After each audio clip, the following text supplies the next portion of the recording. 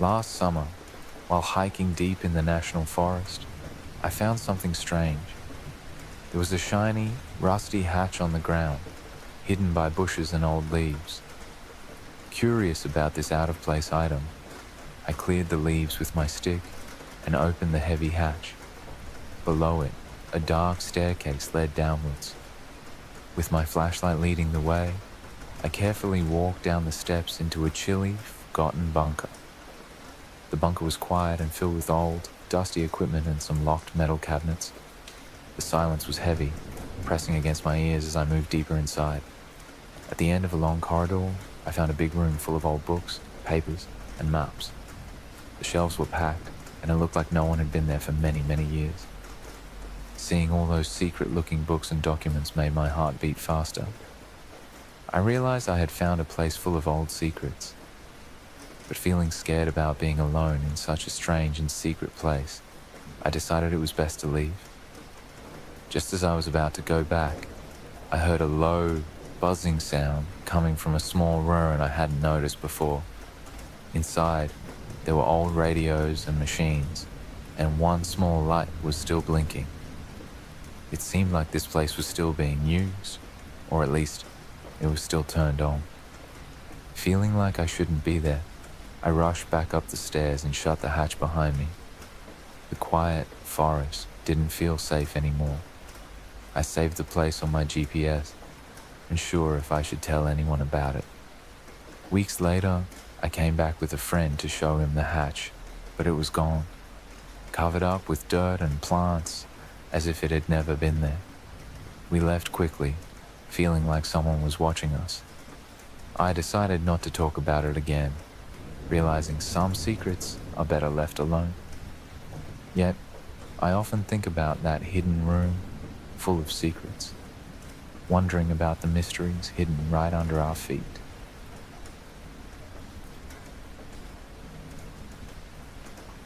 Last fall, I was hiking with a buddy up one of the less traveled mountains in Colorado. It was a beautiful day, perfect for tackling the peak. We reached the top after a challenging climb, took in the views, and then prepared to head back down. Focused on our descent, we relied on what seemed like a clear path. However, it turned out to be nothing more than a narrow goat trail. The terrain got steeper, and the familiar markers we remembered from the ascent were nowhere to be seen. Realizing something was off, we stopped and surveyed our surroundings. There were no other hikers, no trail signs, just the silent mountain. Looking up, the peak loomed over us like a giant wall, far steeper than anything we had climbed up. The moment was so overwhelming that I had to sit down, my head spinning with the realization of our predicament. Thankfully, I had downloaded the trail map on my phone earlier. With a shaky hand, I pulled it out and opened the GPS. It showed our little dot far off the intended path, alone in the wilderness. Using the map as our guide, we carefully retraced our steps. It was tense, with each of us watching every footfall, aware now of how easily the mountain could trick the unwary. After what felt like hours, we finally spotted a familiar cairn, a stack of rocks that marked the trail.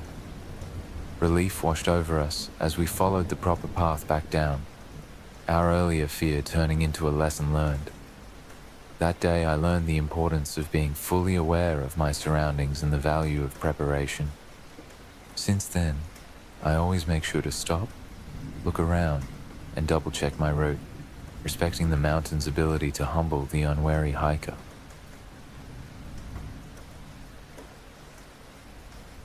In the early spring of 2022, my buddy Flynn and I embarked on a camping adventure in the secluded woods along Harlow Creek.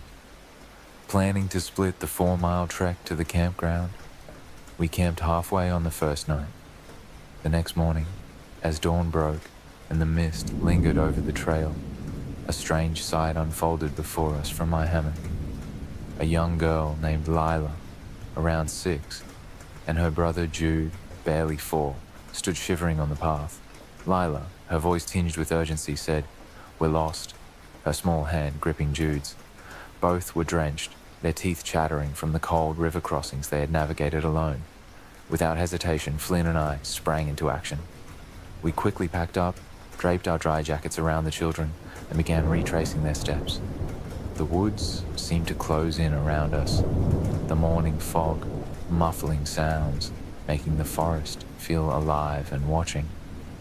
As we walked, Lila explained in hushed tones that they had chased a frog away from their family's sight and couldn't find their way back. Every rustle in the underbrush, every snap of a twig underfoot ramped up our anxiety. Jude's wide eyes darted around, his imagination likely conjuring up the same eerie figures lurking behind every tree that Flynn and I were trying to dismiss.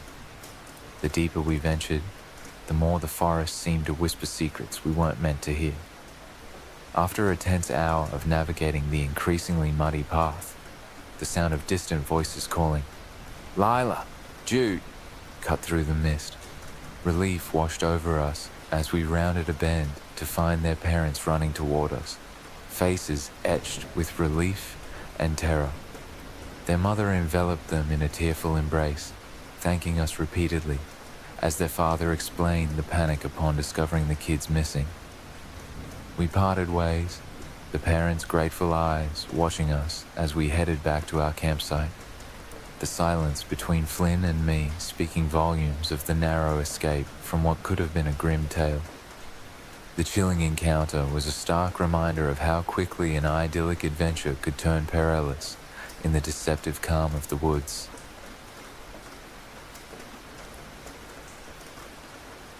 It was the early 90s, and I was about 12 years old. My father and I would stop at a small gas station every morning on our way to school.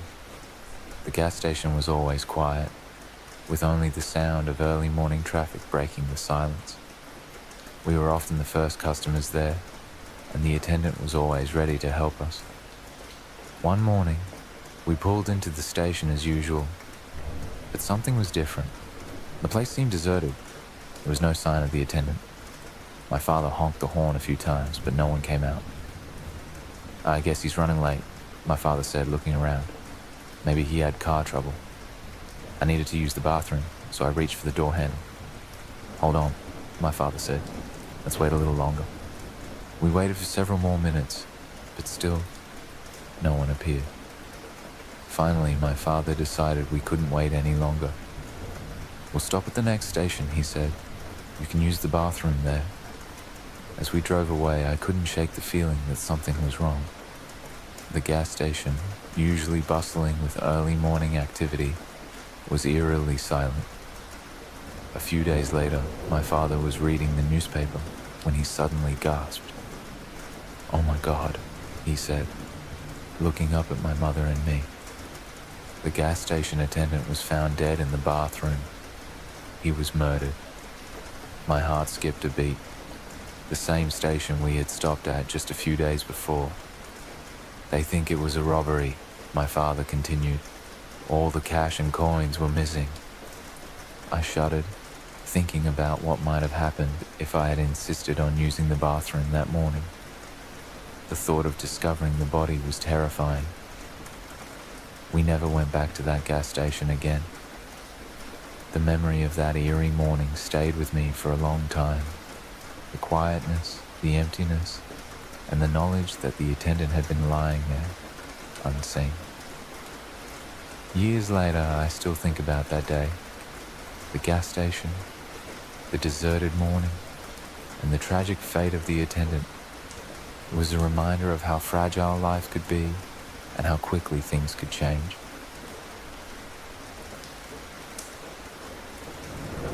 A few years ago, my friends and I went on a hiking trip deep in Whispering Pines National Park. We were seeking solitude, but what we found was something far more unsettling. On the first night, I woke up to a strange clicking sound coming from the tree. It was faint, like stones tapping together, but it sent chills down my spine. The next day, as we ventured deeper into the woods, the feeling of being watched grew stronger. By the second night, the clicking had become a constant presence, circling our camp, always just out of sight. On the third night, things took a terrifying turn. The clicking turned into a rhythmic tapping, and we saw them, tall, shadowy figures moving through the trees with unnatural speed and grace. They never came close, but their presence was overwhelming. We were being hunted, but by what, we couldn't tell. At dawn, we packed up and fled, never looking back. We never discovered what stalked us in those woods, and we never returned. Whatever it was real, intelligent, and far more terrifying than anything we could have imagined. Maya and Arjun were excited for their first camping trip together in the remote forests of northern Idaho. They had chosen a secluded spot, high on a mountain, overlooking a vast, untouched wilderness. It was miles from civilization, the perfect getaway, or so they thought. The drive was long and the gravel roads winding, but they finally arrived. After setting up their tent and taking a few photos of the breathtaking landscape, they noticed a few other campers nearby. A group of locals reassured them about the incoming storm, saying it wouldn't be too bad. Feeling confident, they decided to stay. As night fell, the storm hit with ferocity. Thunder rumbled through the mountains, and the rain pounded their tent. But it wasn't the storm that kept Maya awake. Around midnight, she heard something heavy hit the side of their tent, followed by slow, deliberate footsteps outside. Her heart raced, thinking it might be a bear. She squeezed Arjun's hand, waking him. "What's wrong?" he whispered. Maya described the noise and the footsteps. Arjun brushed it off, saying it was probably just pine cones falling from the trees. But the sounds continued, keeping them both on edge. At 3 a.m., they were jolted awake by a blood-curdling scream. A woman's voice, filled with terror, echoed through the forest. "What the hell? Oh my God!" Maya and Arjun froze, paralyzed with fear. The scream was followed by frantic cries for help, and then silence. They knew they couldn't stay. Grabbing only the essentials, they rushed to the car. As Arjun packed the tent, Maya started the engine and called 911. The operator assured them that help was on the way, but in such a remote area, it would take time. As they drove away, Maya noticed something chilling. The cars of the other campers were gone, but their tents remained. Whatever had scared them off had happened suddenly. Arjun drove faster, the thought of the footsteps outside their tent earlier, that night, replaying in Maya's mind. Was it really just a bear, or was someone lurking in the shadows waiting for the right moment? The thought haunted her as they sped away into the night, praying they wouldn't see the mysterious figure again. As they reached the main road, Maya finally let out the breath she didn't realize she'd been holding. They were safe for now. But the terror of that night would stay with them forever, a reminder that sometimes the greatest dangers aren't from nature, but from the unknown lurking just beyond the campfire's glow.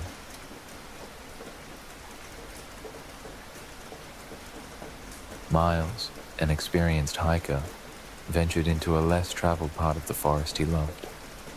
His curiosity was piqued by an old, half-collapsed cabin, veiled by thick undergrowth. With camera in hand, he decided to explore, intrigued by the mystery of who or what might have lived there. Inside, the cabin was like a snapshot of another time. A dusty table set with rotting cloth, old cans scattered around, and a bed with tattered remains of bedding.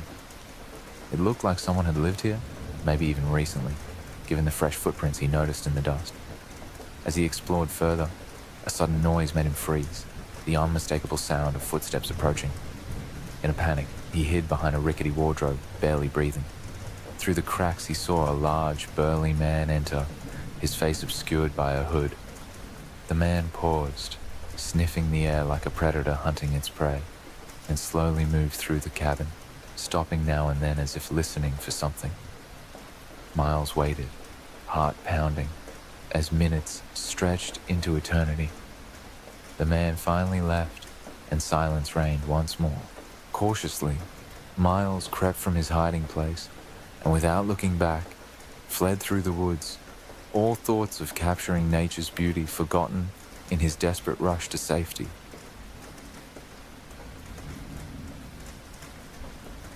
Sophie ventured into the forest to capture nocturnal wildlife on her camera. Known for its dense woods and rare species, the area was perfect for her photography project. Setting up near a small pond, she mounted her cameras on tripods, ready to record anything that came to drink. As night fell, she settled in her hideout, a small camouflaged tent with a view of the pond.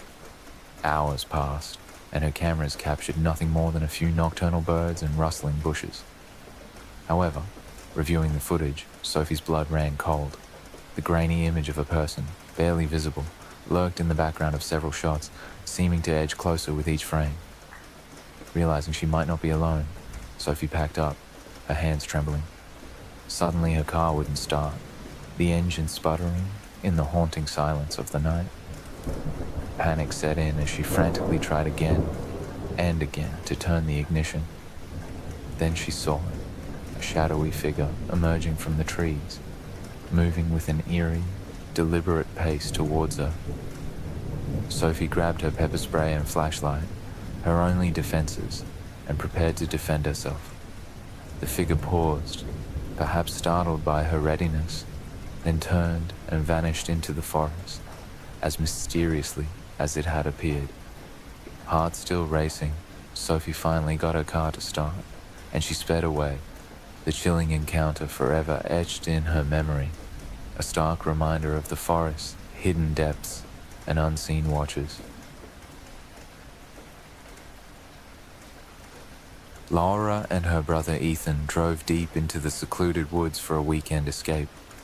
Their destination was a remote lake known for its pristine beauty and untouched wilderness. Upon arrival, they set up camp, nestled between towering pines and the tranquil lakefront.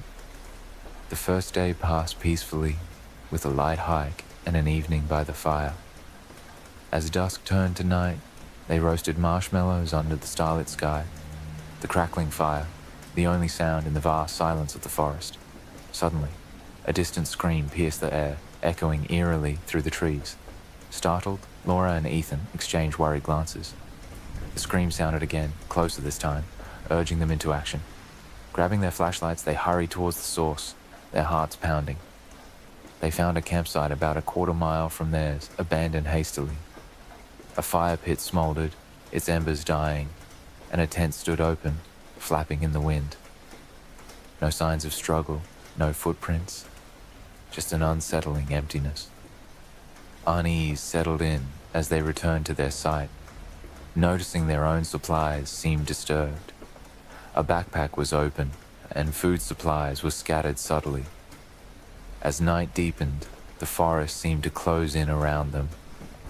Every snap of a twig, every rustle of leaves heightened their fear. They were no longer sure if they were alone or being watched by unseen eyes. Sleep was elusive as they kept watch. Shadows seemed to move just beyond the firelight's reach, and the occasional distant snap of branches kept them alert. Dawn couldn't come soon enough. When morning broke, they found small, strange symbols scratched into the dirt near their tent. Hastily they packed up and left, the feeling of being watched lingering long after they had left the woods.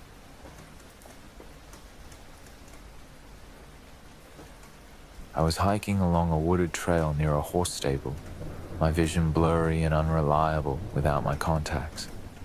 As I walked, I noticed a large, dark shape up ahead on the path. Squinting, I convinced myself it was just a horse, probably wandered off from the stable. But then the shape moved, turning its head towards me, and my heart froze. It wasn't a horse. I was staring straight into the eyes of a massive male moose, a buck, towering and powerful. A surge of fear hit me as I realized how close we were, maybe only a few dozen feet apart. My mind raced, trying to remember everything I'd heard about handling wildlife encounters. Slowly, I began to back away, my eyes never leaving the moose. But then he stomped his foot, sending a shockwave of panic through me. My instincts screamed to run, and before I knew it, I was sprinting towards two large boulders behind me. I pulled myself up the first boulder, adrenaline pumping through my veins, lifting me higher than I thought possible. Now about 6.5 feet off the ground, I still didn't feel safe. I jumped to the next boulder, climbing higher until I was perched 10 or 11 feet up. My breath was ragged, my heart pounding in my chest as I dared to look back. And there he was, the moose, closer than ever, just 25 feet away, staring me down with those dark, unreadable eyes. Every muscle in my body trembled violently from the rush of fear and adrenaline. Time seemed to stretch, the minutes dragging on as I sat there, helpless and waiting. I had no idea if I'd been there for 5 minutes or 30. It all blurred together in the sheer intensity of the moment. Finally, as if deciding I wasn't worth the effort, the moose turned and slowly wandered off into the woods. I stayed frozen in place, barely breathing, until I was sure he was gone.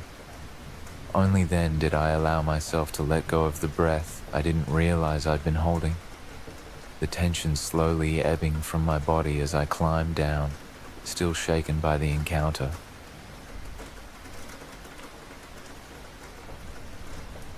During a winter ascent of a dormant volcano, I experienced one of the most terrifying moments of my life. The climb had been tough, but manageable, with the peak just within reach. As I made my final steps toward the summit, the crust of ice beneath my feet gave way unexpectedly. I found myself teetering on the brink of the volcanic crater, arms flailing wildly as I fought to regain my balance. The sheer drop into darkness was just inches away, and the thought of plunging into the abyss sent shivers through me. It was a heart-stopping moment, for time seemed to stand still. On another climb, in the late autumn, I faced a different kind of peril. I was ascending an icy rock face when I realized that my pack was too heavy, pulling me backward and threatening to send me plummeting down. Desperation set in as I clung to the icy wall, knowing I had to lighten my load to continue. With no other choice, I steadied myself enough to retrieve my knife and cut the pack loose, watching it tumble down as I secured my next hold. Amidst this intense focus, I heard a strange moaning sound, which, after a tense moment, I realized was coming from me, driven by fear and exertion. Yet another eerie experience occurred during a night hike intended to catch the sunrise from the summit. As I navigated through dense woodland, a loud crashing from the underbrush startled me. Branches snapped, and the shadowy figures of massive limbs moved through the trees. The size of whatever was out there was formidable, and for a moment, I was frozen in place, my heart pounding as I considered the possibility of encountering a large stag or something even more formidable. The most bizarre and chilling encounter, however, happened on a steep trail with my son and our dog. We stumbled upon a deadly snake. Before I could react, our dog attacked the snake, seizing it and unbelievably, using it as a weapon against my son's legs in an attempt to kill it. The danger of the snake biting my son during this frantic moment was incredibly high, and every second felt like an eternity until the ordeal was over. Lastly, while on a lengthy 70 kilometers hike, I crossed paths with a man who seemed out of place, barefoot, without gear, and giving off a clear vibe to keep my distance. I later learned he was an escaped prisoner, which explained the intense discomfort I felt during our brief encounter. But the pinnacle of all my experiences was during a rescue mission for an injured hiker. Without modern technology and carrying both our gear, the journey out of the mountains was grueling. After 3 days of exhausting labor, hauling gear up and down treacherous paths, the relief I felt upon seeing our rescue vehicle was overwhelming, culminating in a mix of tears and gratitude as I collapsed from sheer exhaustion. Each of these experiences, while terrifying, taught me profound lessons about survival, the unpredictability of nature, and the depths of human resilience.